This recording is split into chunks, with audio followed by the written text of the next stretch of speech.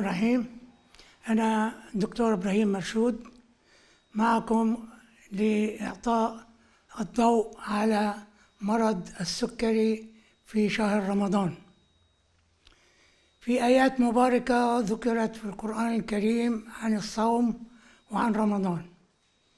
في سورة البقرة: يا أيها الذين آمنوا كتب عليكم الصيام كما كتب على الذين من قبلكم لعلكم تتقون أياما معدودات، فمن كان منكم مريضا أو على سفر فعدة من أيام أخر، وعلى الذين يطيقونه فدية طعام مسكين. هذه الآية الكريمة بتحدد إنه الصوم فريضة على كل مسلم، وبتحدد إنه الذي لا يستطيع الصيام عنده فدية، عنده رخصة للإفطار، وبدل بعد هاي الرخصة إعطاء فدية طعام مسكين. وكمان في آية أخرى بالقرآن الكريم: شهر رمضان الذي أنزل فيه القرآن هدى للناس وبينات من الهدى والفرقان، فمن شهد منكم الشهر فليصم، ومن كان مريضا أو على سفر فعدة من أيام أخر، يريد الله بكم اليسر ولا يريد بكم العسر.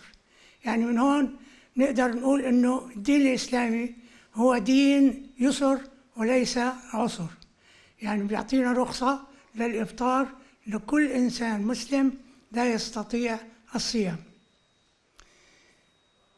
مرض السكري شائع كتير في العالم، وأكثر من 50 مليون شخص يعانون من مرض السكري. يعني أول شيء لازم نعرف شو هو مرض السكري.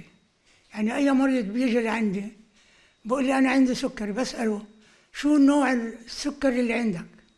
بقول لي بعرفش. الأطباء قالوا لي فحص مرض السكري. خلينا نعرف أول شيء تعريف مرض السكري.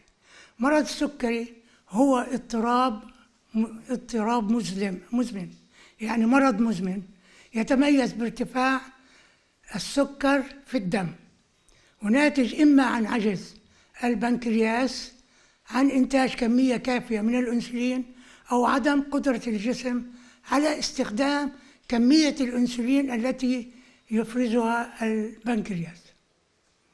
شو هو الأنسولين؟ الأنسولين هو هرمون ينتجه البنكرياس، ويمكن للجسم من أخذ الجلوكوز من الدم واستخدامه في إنتاج الطاقة اللازمة للجسم.